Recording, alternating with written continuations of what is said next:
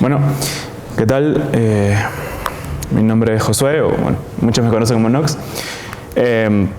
Hago reversing hace bastante tiempo. Actualmente trabajo como exploit writer o security research, como quieran decirle, en Immunity, escribiendo exploits.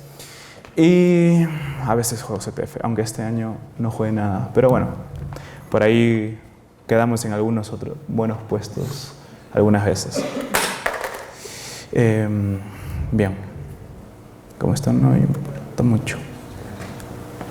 Vale.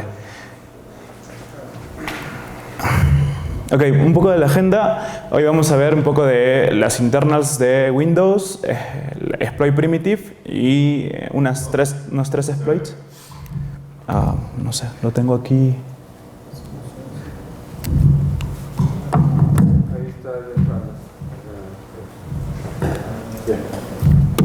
Ok. Ok, ahí está bien, ¿no? Vale. Bueno, seguro todo el mundo vio que es una ventana en Windows, ¿verdad? Un formulario, como le quieran llamar. Bueno, esto en realidad, conceptualmente, para el sistema operativo, una ventana es, capaz, ustedes lo primero que se imaginan es lo que pueden observar ahí. Pero, como les mencionaba, conceptualmente para una ventana no solamente significa un formulario, sino también todo lo que ustedes pueden ver. Un scrollboard, un menú, bueno, por eso están los cuadrados blancos, unos botones, etc. Es decir, cada cosa que ven por ahí tiene diferentes propiedades que permiten darles características distintas, pero todas ellas se crean bajo la misma API que se llama Create Windows. Es decir, cuando uno crea una ventana, esa ventana que ustedes pueden observar en Windows, o los scrollboards o todo que se encuentra dentro de la ventana, muchos de esos se crean con esa función. Es una función que permite crear ventanas y todas ellas son ventanas, aunque las propiedades en kernel sean distintas según qué tipo sea, ¿no? Por ejemplo, o la clase que sea, ¿no? Si quieren un scrollbar, se inicializa otras características. Si se crea, por ejemplo, un botón, tiene otras características, ¿okay? O un combo box, se inicializa otras estructuras en kernel. Ok, entonces algunos se van a preguntar, ¿y para qué es esto? Bueno, por ejemplo, cuando uno comienza a interactuar con su formulario, ¿cómo pasa internamente? ¿Qué es lo que sucede internamente? Es decir, ¿qué pasa cuando uno le da clic a una ventana? ¿Qué pasa cuando uno cierra una ventana? ¿Qué pasa cuando uno dibuja en una ventana? Bueno, todo esto, el sistema operativo de Windows específicamente, lo maneja con mensajes. Por ejemplo, le envía un mensaje cuando uno está haciendo click down del clic izquierdo del mouse. Esto le envía un mensaje a la ventana. La ventana tiene un callback, ¿ok? ¿Sí se ve, no? Bueno, tiene un callback ahí y, por ejemplo, si pueden observar ahí, dice WM create. Es decir, ese es el mensaje cuando se crea una ventana. Lo mismo sucede cuando pasan otros eventos. Por ejemplo, cuando se le está dando el left button down del mouse, también pasa lo mismo. Ah, genial, gracias. ¿Este? Ahí está. Entonces, cuando hacemos esto, esto se envía también un mensaje. Esto es lo que sucede internamente, ¿no? Cuando, por ejemplo, queremos hacer un botón, este es otro mensaje, como pueden observar ahí, y luego nosotros programamos lo que querramos. Seguramente algunos bueno, cuando queremos dibujar, lo mismo, que es el mensaje WM Paint, y cuando queremos cerrar, WM Close. Seguramente algunos habrán notado que cuando se da clic al botón de cerrar, algunas veces sale un pop-up y diciendo ¿quieres cerrar esta aplicación de verdad? Bueno, esto internamente el programador lo que tiene que hacer es establecer una condición cuando se envía un mensaje de WM Close y ahí se cierra. Entonces acá el programador debería poner un pop-up diciendo que si de verdad quieren cerrar la ventana o no. Esto es más o menos cómo funcionan las ventanas en Windows, ¿no? Y es como tal vez el usuario interactúa, pero pero en realidad es lo que sucede cuando uno programa cosas o cuando ve esto a bajo nivel. Bueno, un poquito más de exploit primitive. ¿Qué es un exploit, básicamente? Un exploit es un programa que se aprovecha de alguna vulnerabilidad de un servicio, de un programa, etc. ¿Ok? Y las primitivas son cuando uno le permite leer o escribir cosas arbitrariamente, usualmente en kernel, que sería, en realidad esta charla se basa en eso. Entonces, ¿qué pasa? Cuando uno crea cosas, en kernel se crean también sus estructuras. ¿Ok?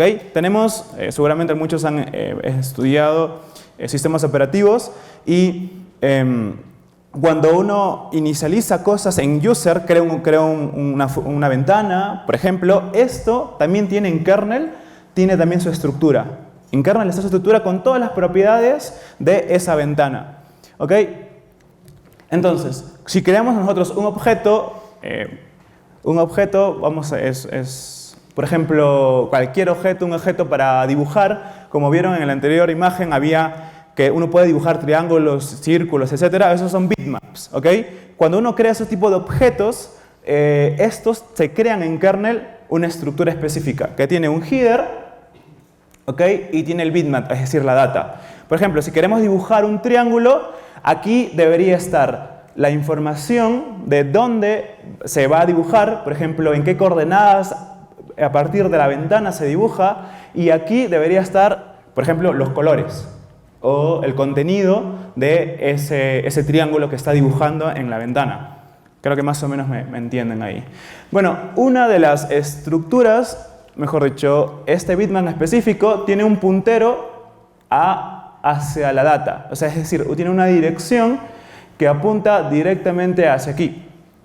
¿Por qué tiene eso? Porque claro, porque nosotros si queremos cambiarle los colores, tiene que saber dónde tiene que escribir. Eso es básico.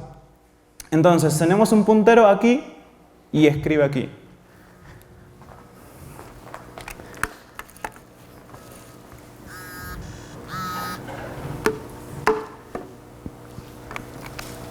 Si nosotros hacemos set, perdón, creo que es.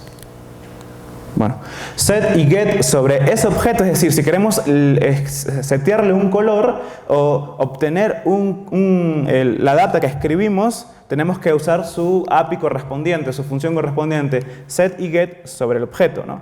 Es decir, que si nosotros queremos pintar ese triángulo que yo os había dicho, bueno, un rectángulo, queremos pintarlo en una ventana, tenemos que establecer o mejor dicho, hacer set sobre ese objeto, es decir, setear o establecer un color y si queremos obtenerlo, el valor que está dentro, hacemos get sobre el objeto, ¿no? Pero ¿qué pasa si nosotros tenemos dos objetos? Un manager y un worker, yo los llamo, ¿ok? Los dos apuntan, como podrán notar, los dos apuntan a su bitmap, es decir, a su contenido. Ahí está. A su contenido, los dos apuntan a su contenido. Si por alguna vulnerabilidad nosotros podemos escribir este puntero que está acá y escribir el puntero del worker, entonces dejará de apuntar a su bitmap y apuntará al lugar que nosotros querramos. Estos se les llaman primitivas porque nos permiten leer o escribir donde nosotros querramos. En kernel, ¿no? Lo mismo pasa si sucede un overflow. Estas estructuras tienen un tamaño también del objeto. Y el objeto que aparece, bueno, en este campo, si nosotros tenemos la oportunidad de escribir aquí, flipear algunos bits, es decir, encender incluso a un solo bit, nosotros podemos provocar un overflow. ¿Por qué? Porque este objeto tiene un tamaño determinado y este objeto tiene otro tamaño determinado. Si nosotros queremos mover esto que está aquí o mejor dicho, queremos nosotros leer desde este objeto hasta este objeto, no podemos porque el size especifica el tamaño de nuestro objeto. Pero si nosotros tenemos algún tipo de vulnerabilidad donde podemos encender, aunque sea un solo bit, podemos provocar un overflow. Es decir, que este objeto, y que inicialmente se creó de un tamaño específico, lo que hacemos es agrandar el objeto porque solo encendimos un solo bit en el campo size de ese objeto y puede leer y escribir en el objeto adyacente, en el worker, ¿no? Y obviamente, una vez hecho eso, podemos escribir en el puntero del bitmap del worker. De esa manera podemos tener primitivas de lectura y escritura. Ok, entonces muchos dirán, ¿pero qué es esto? ¿Para qué sirve? Bueno, estos son vulnerabilidades que se encontraron in the wild, es decir, muchos APTs comenzaron a explotar vulnerabilidades. ¿Y para qué nos sirve esto? Pues para escalar privilegios. Nosotros escalamos privilegios de un usuario no privilegiado, de un usuario que no tiene privilegios, hacia system. Estos exploits fueron encontrados en the wild, es decir, que gente estaba usando exploits para elevar privilegios desde, como le dije, un usuario no privilegiado hasta mayor privilegiado y poder instalar rootkits. Esto sucede, seguirá sucediendo y sucederá a lo largo de los años. ¿Por qué? Porque son lo que se conoce como llamados zero days. Los zero days son vulnerabilidades que no están mapeados ni por el programador que realiza el sistema operativo, ni por los usuarios.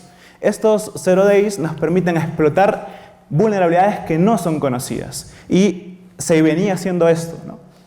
Entonces, vamos a ver 3 exploits que yo programé en mi trabajo.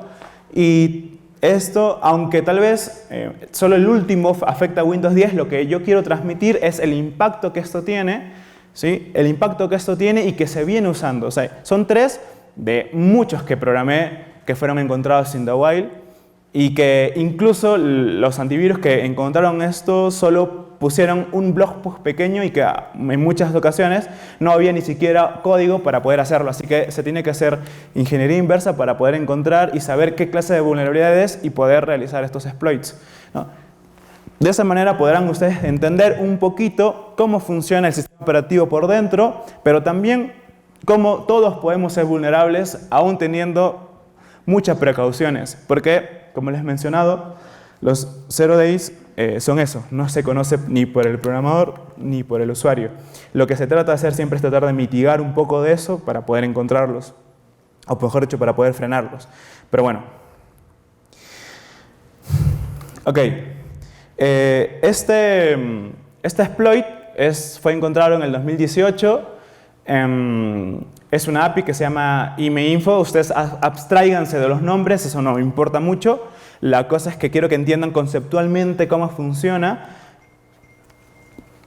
Y este es un null pointer de reference que en otras ocasiones, y tal vez lo llevaron en sistemas operativos, cuando un proceso se mapea en memoria, tiene direcciones virtuales. Bueno, hay una dirección que se llama la dirección 0, porque obviamente empieza de 0 hasta direcciones superiores dependiendo de la arquitectura en que estén.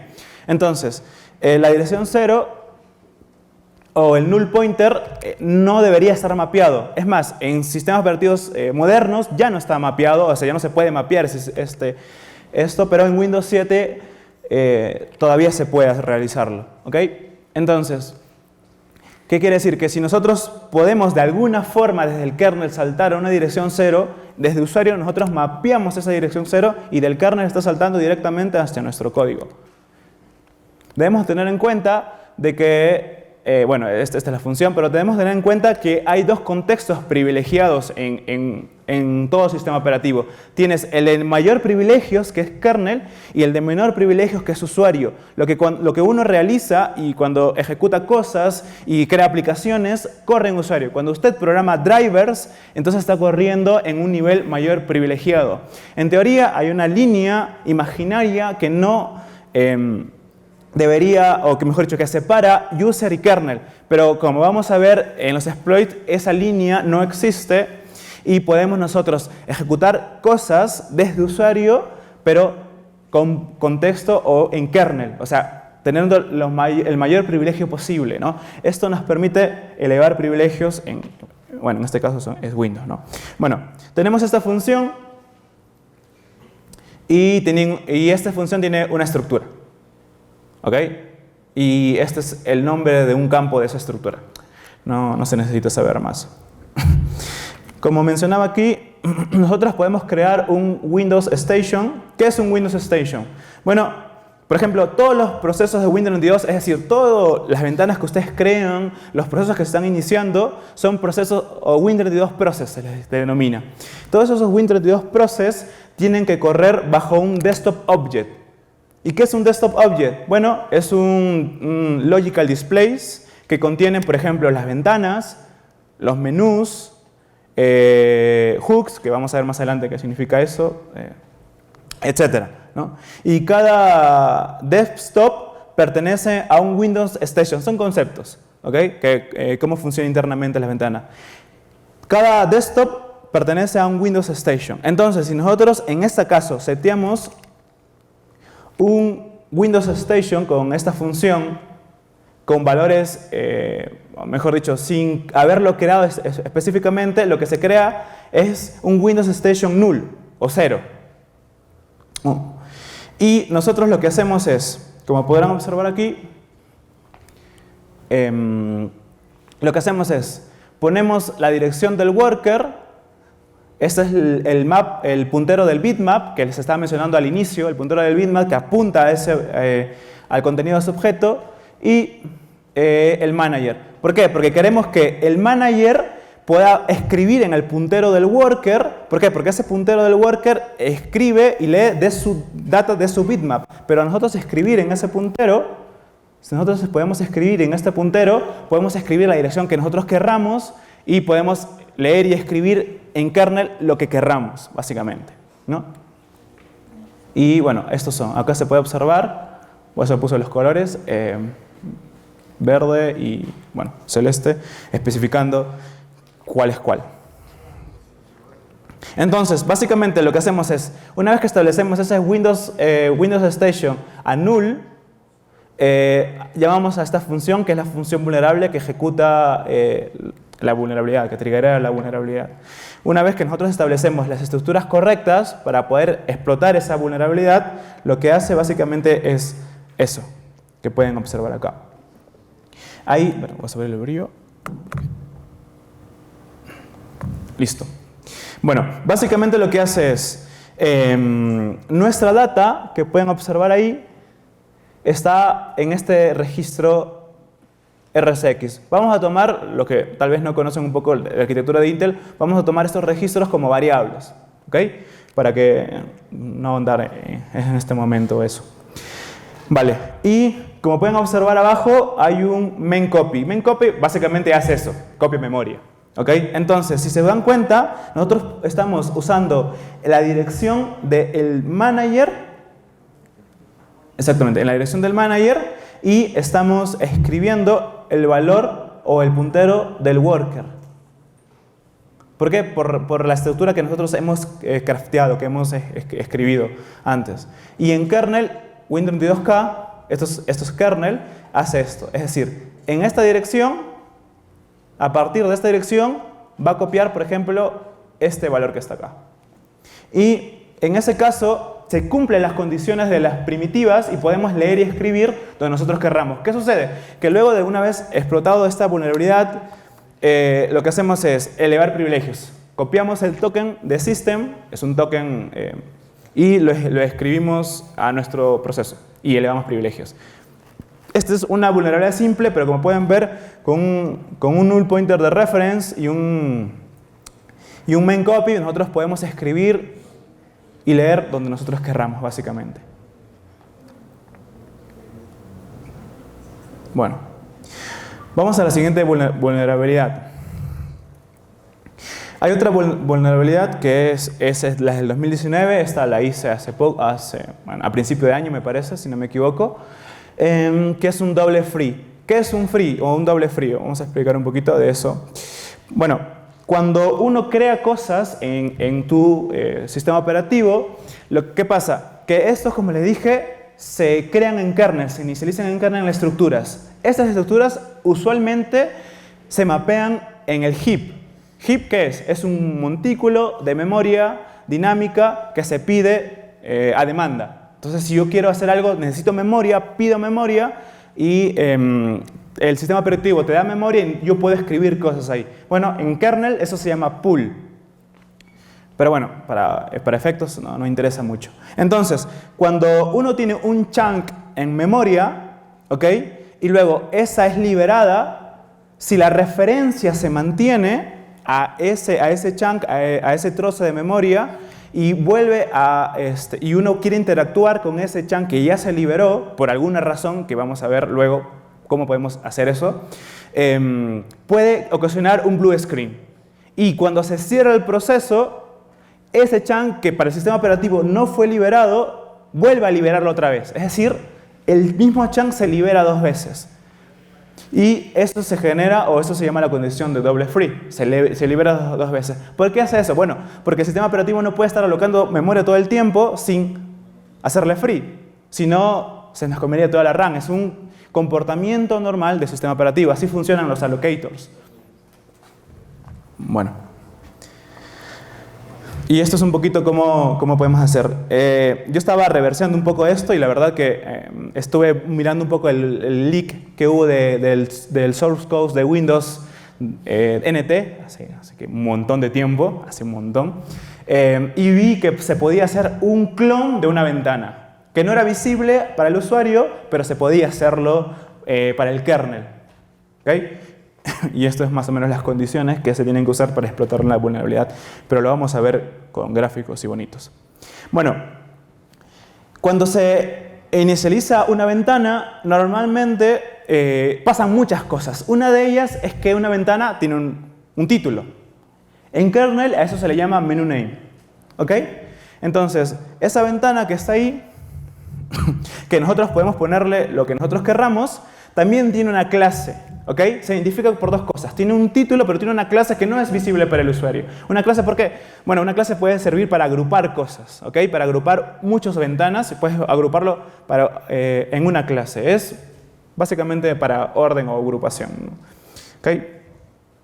Bueno, y hay una estructura en kernel que nos permite hacer un clon de esa ventana, que no es, como le dije, visible, que pueden verlo a su derecha. Ahí. Por ejemplo, tenemos 2. Hay que acordarnos de los colores, ¿ok? Porque seguramente las direcciones no se van a acordar, pero los colores los podemos asociar mejor. Bueno, entonces tenemos dos estructuras, que una es clon de la otra, ¿ok? Pero si podemos observar, los dos, al realizar un clon, los dos apuntan a la misma cadena del título, ¿vale? Como pueden observar, los dos apuntan a la misma cadena del título. Pero ¿qué pasa si nosotros cambiamos el título? Se puede cambiar el título de una ventana. ¿Viste que hay títulos en la ventana del software que ustedes están usando? Se puede cambiar, ¿ok?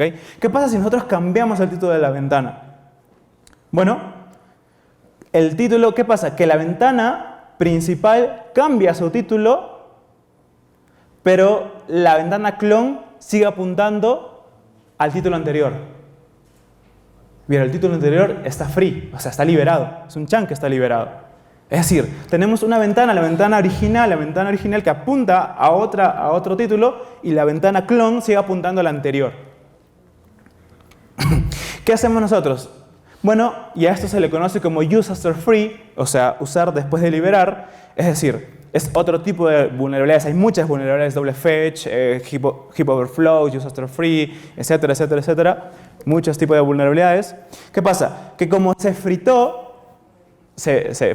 o se hizo liberado, nosotros podemos en ese instante alocar otro objeto que nosotros querramos. Como les dije, abstráiganse de estos nombres porque solo tengan en mente que es un objeto y que estamos creándolo justo después de que se liberó la ventana. Bueno, como podrán ver, es la misma dirección para los que vieron, pero si no, es el mismo color.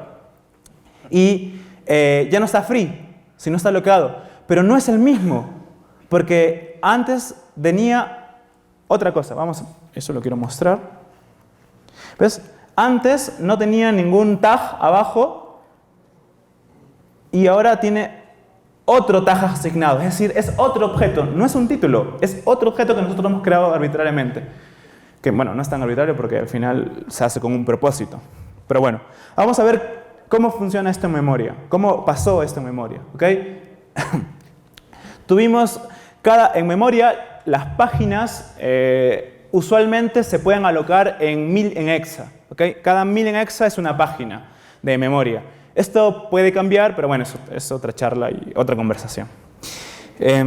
Bueno, entonces yo lo que hice fue alocar este objeto en este tamaño, ¿no?, que está acá, y puse adrede un hueco, un free, por eso que ustedes pueden ver acá este free que está acá, un huequito, pero van a ver por qué lo hice luego.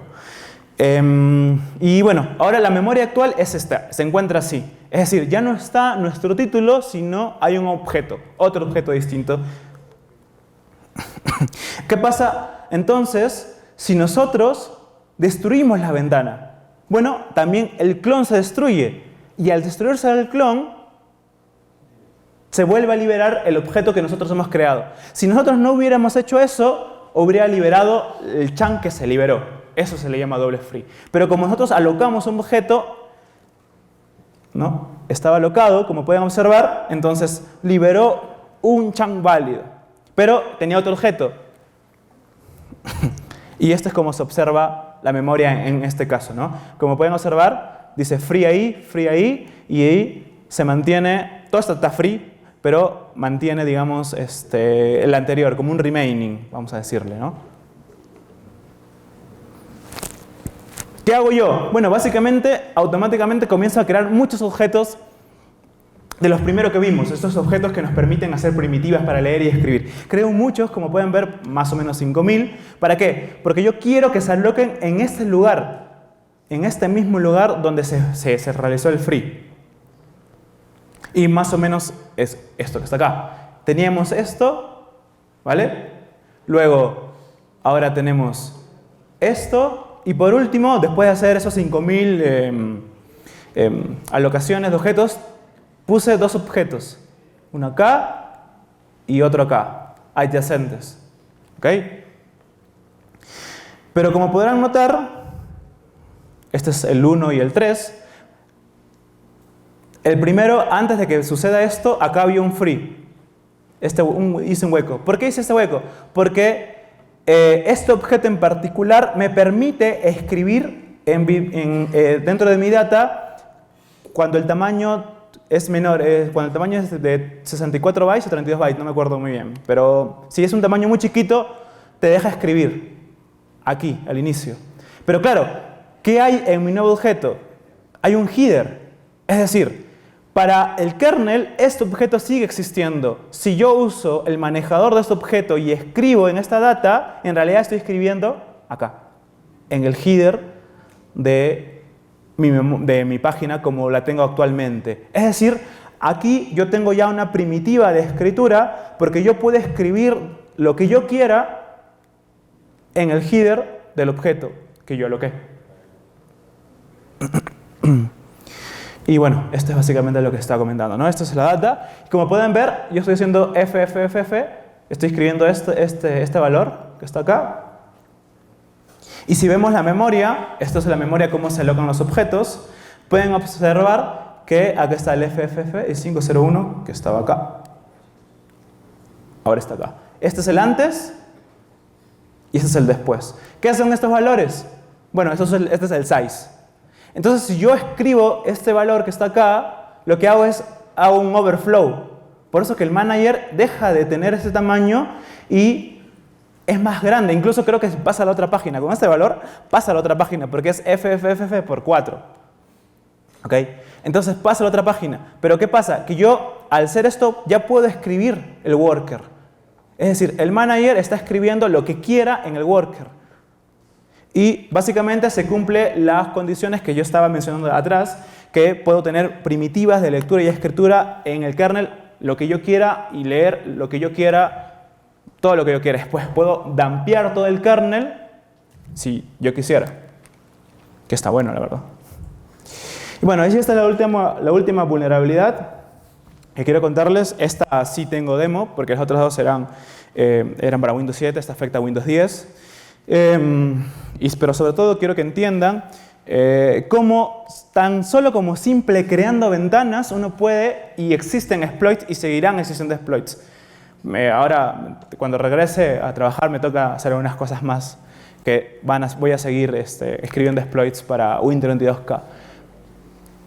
Bueno, DDD, ¿alguien lo conoce? DDD salió hace poquito vulnerabilidades en Office, me parece, para ejecutar cosas.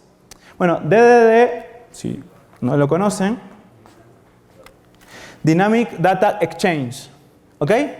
Es usado para poder transferir data entre aplicaciones.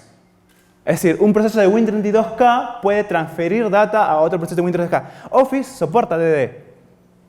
Hace poquito salió cómo ejecutar código desde Office usando DDD. Me parece que sin que te salte un prompt de alerta. Pero bueno. Entonces, tenemos esto que está acá. ¿Cómo podemos poder ejecutar esta vulnerabilidad? Bueno, esto salió en el 2019, nos salió, me parece que a principio de año o a mediados, no recuerdo bien, pero básicamente tenemos que hacer estos pasos que están acá. Transferir un objeto hacia el server, transferimos un objeto del server, pero cuando se está transfiriendo, nosotros lo secuestramos y ponemos otro objeto que nosotros querramos. ¿Ok? Cuando cerramos el server, todos los objetos que se transfirieron son liberados, pero como nosotros hemos secuestrado el objeto que nosotros que en realidad se transfiere y hemos puesto otro, libera el objeto que nosotros arbitrariamente hemos puesto, ¿no? Básicamente es esto que está acá. Veamos, tenemos un server, tenemos diferentes clientes, ¿ok? Y nosotros queremos enviarle un objeto. Vamos a decirle que es... Si no entiende que es un objeto, solo tengan en mente que es data, con un header, ¿ok? Que sirve para hacer cosas como, por ejemplo, dibujar en la ventana. Entonces, el server lo que hace no es que le devuelve el mismo objeto, sino es que copia el objeto. Copia el objeto, vuelve a alocar en memoria un objeto idéntico y luego lo sirve a los clientes que lo piden. Esa es la manera como se transfiere data. Bueno, básicamente es eso, ¿no? Le envío un objeto que yo quiero, que este significa device context, sirve para dibujar en las ventanas. Se lo envío al server, ¿ok? Send message. Send message es, el nombre lo dice. Ok.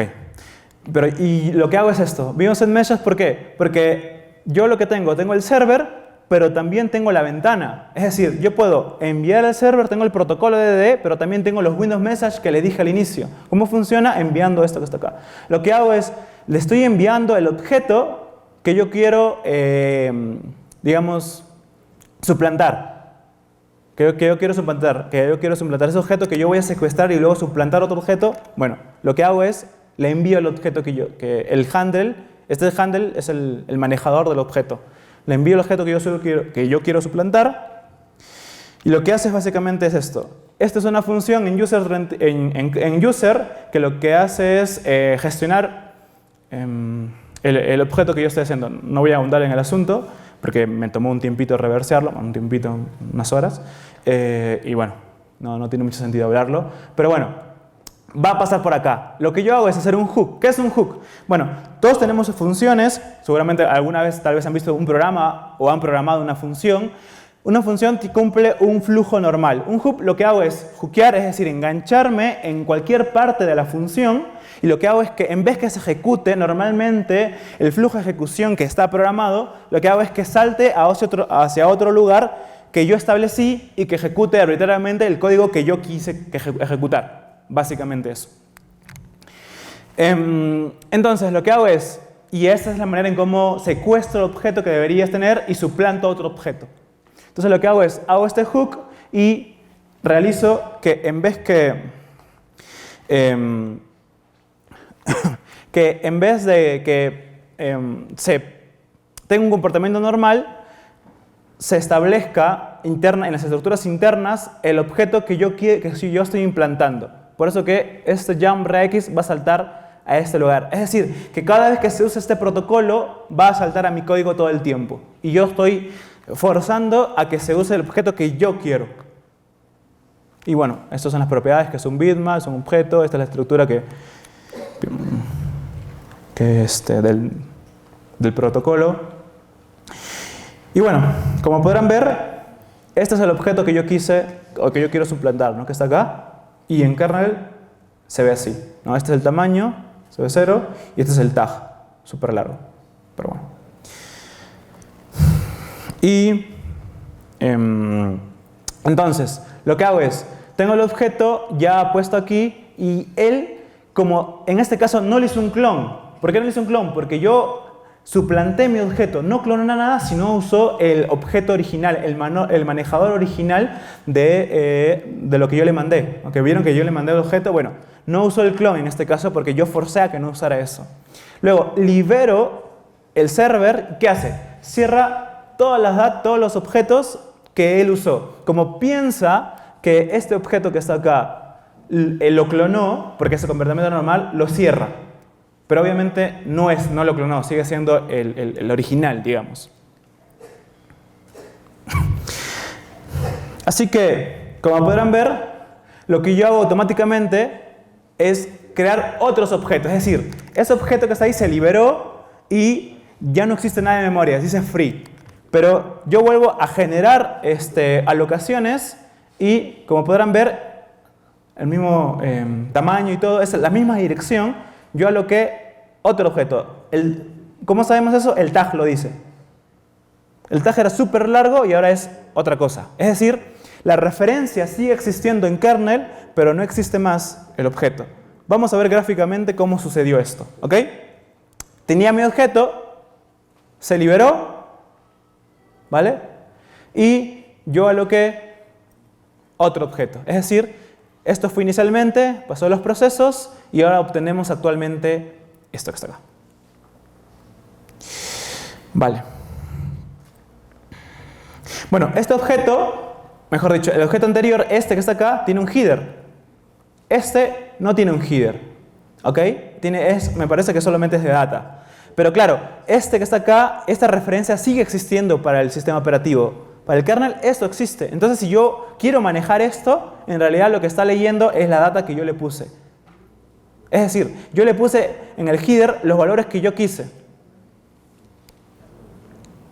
Este header que está acá es lo que debería estar, pero obviamente son valores que yo le puse. Bueno, este header, este campo que está acá, tiene un puntero acá. Tiene un puntero a la data. A un objeto que se puede leer y escribir valores. Pero claro, esto para el kernel es esto, pero para el exploiter, o sea, para mí, es esto que está acá. Bueno, y como pueden ver, yo uso una API específica que interactúa con este objeto que está acá. Pero claro, como les dije, eso ya no existe. Para el sistema operativo sí, pero para mí no. Entonces, lo que hace es buscar el puntero que funciona, mejor dicho, llama a esta función que está acá para establecerle los colores que yo quiero. Como podrán ver, FFF. Y acá yo genero un overflow, como pueden ver acá. ¿Ok?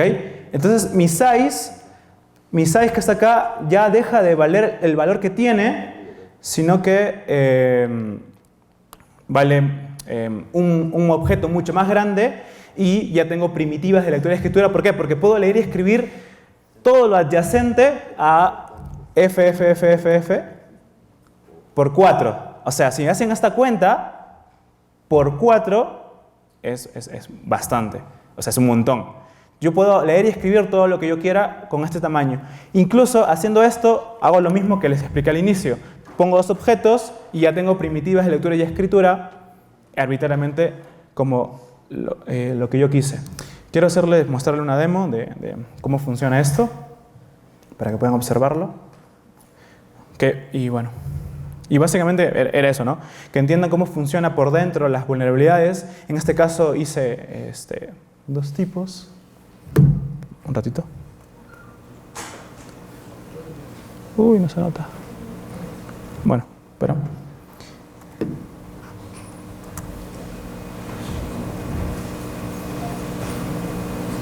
Vale, ahí está.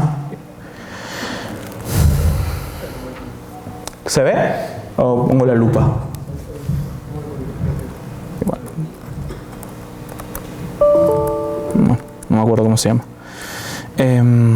Bueno. Creo que lo grabé con lupa, así que me parece. ¿Se fue?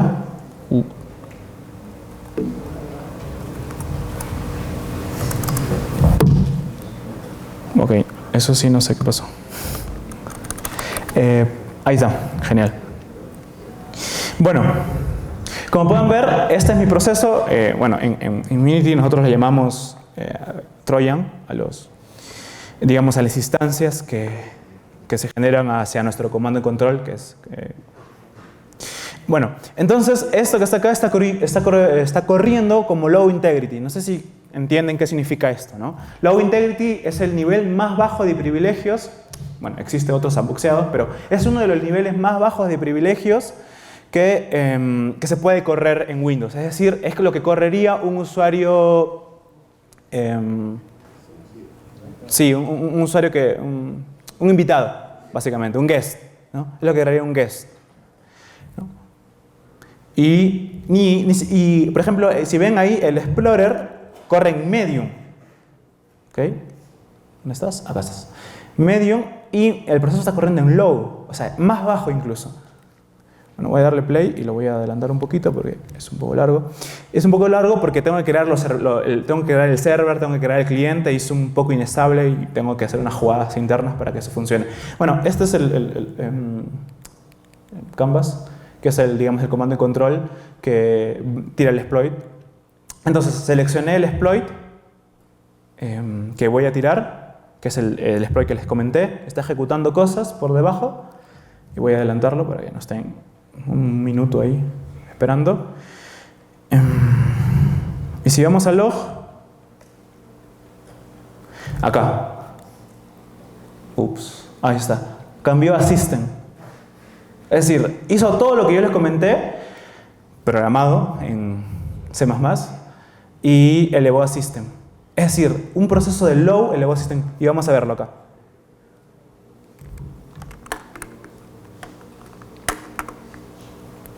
Un ratito.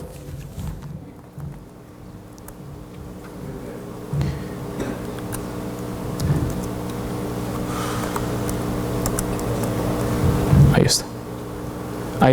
Ahí dice low, pero bueno, vamos a hacer un refresh porque se quedó ahí. Así que lo que hago es, ahí en este caso cierro y otra vez ejecuto con permiso de administrador el Process Explorer, que es para ver los procesos nada más. Y acá está. Volvemos a bajar y un proceso de low termina siendo system. Es decir, que un proceso de low eleva privilegios y comenzó a tener un nivel privilegiado, más que admin, system. ¿Ok? Que es lo que corre el sistema, básicamente. Y es como nosotros elevamos privilegios y es como funcionan las vulnerabilidades, ¿no? Aquí tienen que aplaudir cuando funciona esto. Bueno, quiero agradecer a DragonJar básicamente porque es el cuarto año que vengo. Fueron los primeros que apostaron por mí en el 2015, los primeros que me trajeron internacionalmente, así que agradecerle a ellos la oportunidad. Y con el camino fui aprendiendo cómo poder dar estas charlas que son muy técnicas y que se puedan entender, y espero que hayan entendido. Y si no han entendido, pues me hablan y les puedo explicar un poquito mejor luego. Pero espero que sí. Al final, al final, sí. Me imagino que tal vez los gráficos ayudaron un poquito más a que se pueda entender esto. Pero bueno, es como se explota vulnerabilidades, es como funcionan eso hoy en día y van a seguir funcionando. Gracias.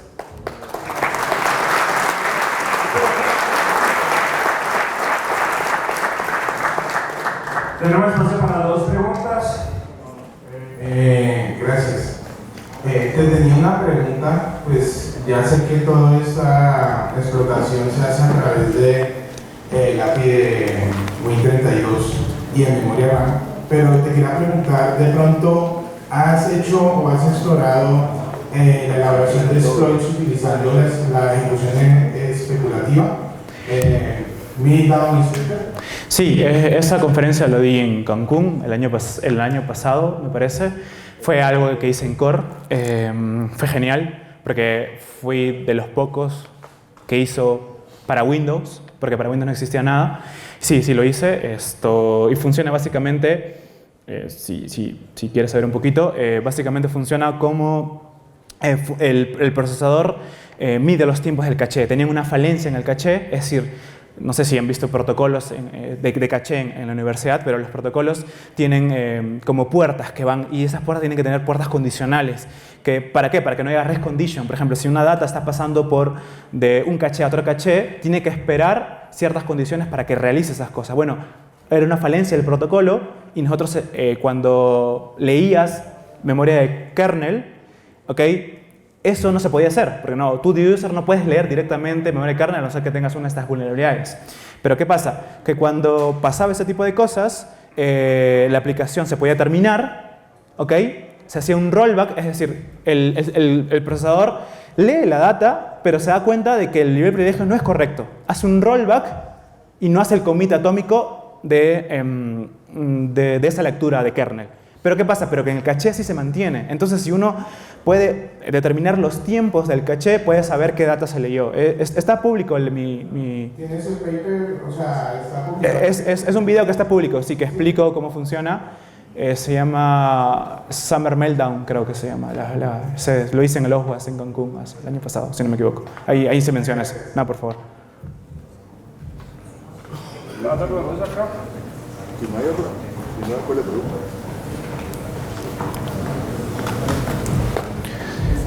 No, en caso de que has visto o lo has mostrado, no pasa ni por ver, ni por hacer nada, porque, o sea, esas protecciones no tienen nada que ver aquí, o sea, sí, o sea, sí. En en Windows, kernel tiene menos protecciones que user. Eso es una ventaja. SLR sí tiene, pero estoy usando leaks propios del sistema operativo. O sea, ahí no menciono que uso leaks, pero uso leaks para bypassar SLR. ¿Okay?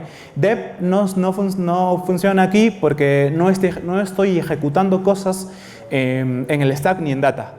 Estoy escribiendo, leyendo y escribiendo, leyendo y escribiendo. Hago una primitiva que es lectura y escritura, copio el token y lo pongo a mi proceso usuario y ahí le bajo privilegio. Se puede hacer otras cosas, se puede ejecutar código, pero al poder ya hacer todas esas cosas es como que puedes hacer lo que tú quieras, digamos, básicamente. Pero sí, uso un leak y deb, y ONX en este caso no aplica porque no estoy ejecutando código en data o en stack o en heap.